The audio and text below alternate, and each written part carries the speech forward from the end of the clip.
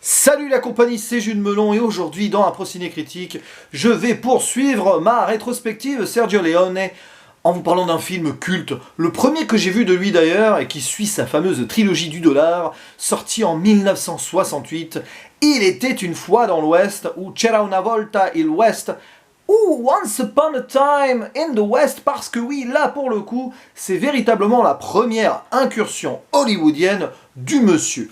Au casting de ce métrage, nous retrouvons 4 acteurs principaux, Charles Bronson, Claudia Cardinale, Henry Fonda et Jason Roberts. Et c'est très intéressant à noter parce que sur le premier volet de la trilogie du dollar, c'était vraiment un protagoniste majeur. Sur le second, 2.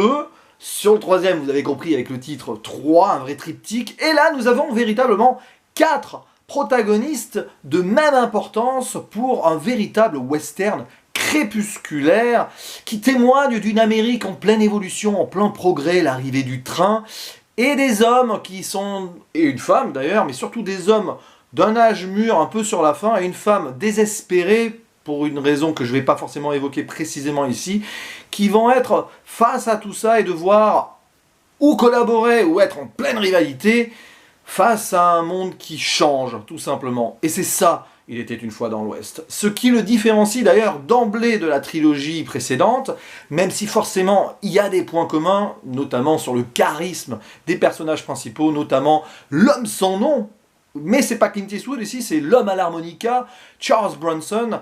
Même voilà, mystère autour de lui, même si une petite révélation sera faite sur lui à la fin.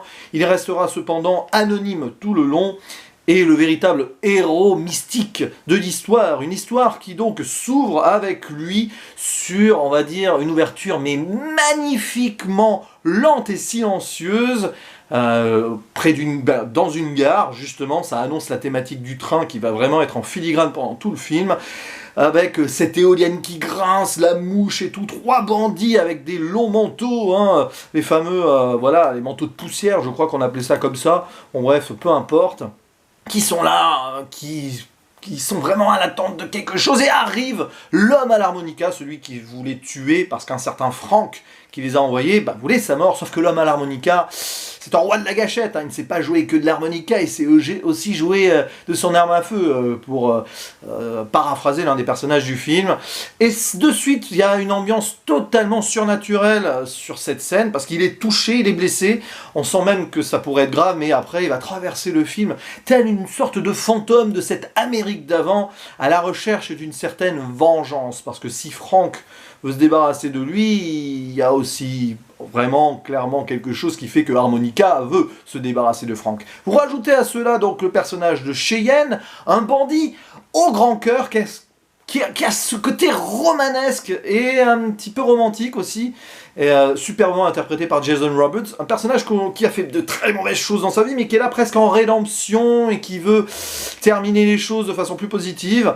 Et bien sûr donc Frank, j'en ai parlé, joué par un Henry Fonda qui à l'époque, ne faisait presque que des rôles de gentil. Donc grande force ici du film, il joue un pur salopard, hein, excusez-moi du terme, mais ça marche très bien. Et rajoutons donc le personnage de Jill, hein, il me semble que c'est son nom, interprété par une Claudia Cardinale superbe de mélancolie, qui est arrivé un grand malheur, une ancienne prostituée qui elle aussi a vécu beaucoup de souffrances dans sa vie et qui est là pour changer de vie et pour aller de l'avant.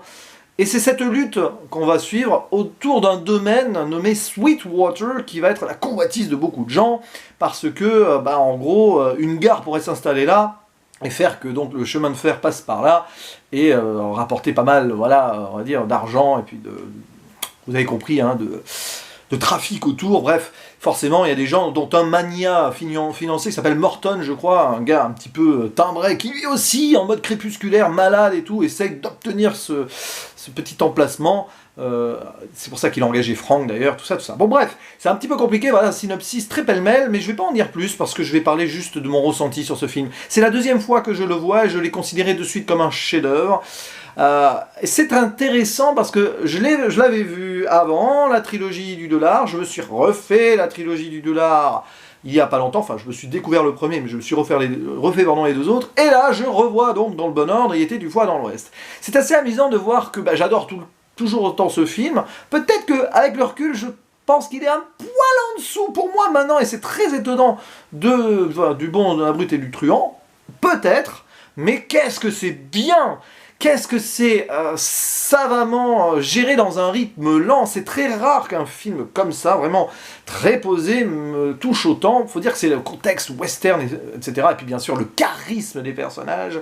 Charles Bronson est remarquable. Alors évidemment Sergio Leone, dans sa mise en scène, le met en avant avec son regard magnétique bleu, ses gros plans sur les visages. De toute façon là, il est au bout de son style. Hein. Il renforce encore ce qu'il nous a proposé dans la trilogie du dollar. C'est esthétiquement très beau. Il y a des décors remarquables. Le film a été tourné en Italie, en Espagne, mais aussi aux États-Unis, à Monument Valley. D'ailleurs, on voit le décor à un moment, il joue beaucoup là-dessus, clairement naturel.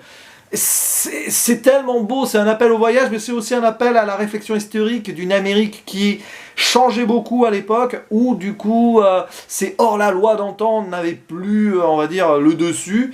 Et c'est là d'ailleurs que le personnage d'Henry Fonda, Frank, est très intéressant, parce qu'on sent que ça a été un gangster et tout, qu'il a fait pas mal de choses, mais qu'il est obligé de travailler limite pour le capitalisme naissant, afin de continuer à faire ce qu'il a envie de faire. Hein. Voilà, c'est assez fou quand même.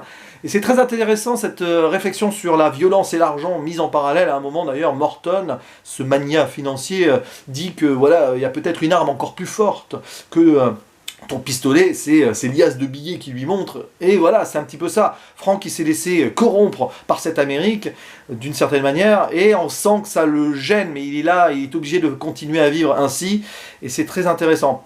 Paradoxalement, et plutôt de façon dichotomique inverse, nous avons le personnage d'Harmonica qui lui s'en fiche de tout, il est là pour jouer le justicier, continuer à faire respecter l'ordre et la loi sur un monde qui a beaucoup changé, à la fois quelqu'un qui est pas du tout à sa place, mais qui trouve sa place, mais avec ce côté presque christique, c'est assez passionnant. Puis voilà, le personnage central pour moi dans le film, c'est la femme, et c'est une nouveauté chez Sergio Leone. Dans les 3 films précédents, les femmes avaient un très second rôle. Là, c'est la femme forte qui veut continuer à se battre malgré une tragédie, qui veut reprendre, on va dire, entre guillemets, sa vie en main après avoir, erré dans la prostitution et tout, mais bon, parce que elle n'a pas eu le choix. Et je trouve ça très beau, la trajectoire qu'elle a dans le film. C'est pas pour rien que celui-ci se termine, entre guillemets, sur elle, sans en dire plus. Je trouve que c'est très très bien et intelligemment fait de la part de Sergio Leone. Voilà, vous avez 4 personnages remarquables, une mise en scène exquise, rien que ce début, voilà, l'éolienne qui grince, quoi, c'est génial. La mouche aussi. La mouche est une excellente actrice dans les 10 premières minutes. C'est fait par hasard, mais c'est très intéressant. Il y a plein de choses à raconter sur ce film. Je pense que tout a tellement été dit que je ne vais pas aller beaucoup plus loin, si ce n'est évidemment. Alors là, les répliques, oui, les répliques cultes, il y a même des références clairement religieuses, parce que on parle à un moment de la prime que Judas, enfin par rapport à Judas et tout, et il y a une blague entre Cheyenne et l'harmonica. À ce moment-là, j'adore cette réplique. À un moment, il dit par contre, à l'époque, il n'y avait pas de dollars à l'époque. Et lui dit par contre, les fils de pute, il y en avait. Ça me rappelle, c'est vraiment la classe américaine, le grand détournement. Je pense qu'il s'est inspiré, Michel Hazanavicius, en faisant ce film parodique, de ça, parce que c'est un moment, il y a une réplique comme ça qui sonne presque pareil. Enfin bon, bref, vous l'avez compris. Mais au-delà donc de ces répliques extraordinaires, des punchlines dans tous les sens, des moments de silence qui vont au-delà des mots, il y a aussi la musique d'Ennio Morricone, qui est, alors là, elle prend encore une autre dimension, profondément, justement, qui renforce ce côté crépusculaire de l'ensemble, le thème de l'homme à l'harmonica, là. Oui, je le fais pas dans la bonne tonalité, mais c'est pas grave, mais qui part en orchestral de fou, et puis aussi un petit morceau qui me donne toujours la patate quand je l'entends, c'est le fameux Farewell to Cheyenne, là, qui fait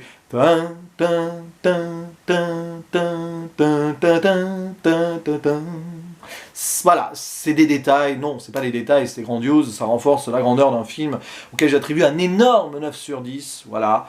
Je le mets au même plan que Le Bon, la Brute et le Truand, après les avoir revus maintenant à une semaine d'intervalle, justement, je vois pas comment on peut les séparer, ce sont 2 films différents et qui se rapprochent à la fois. Voilà, c'est du grand cinéma, c'est du grand Hollywood, version Sergio Leone, qui s'est approprié les codes du western en les détournant et en les ramenant aux États-Unis, c'est génial. Et puis voilà, quoi, rien de plus à dire. Merci Monsieur Leone, et merci pour Il était une fois dans l'Ouest, et bien sûr tout le reste. Je vous dis à la prochaine. Ciao.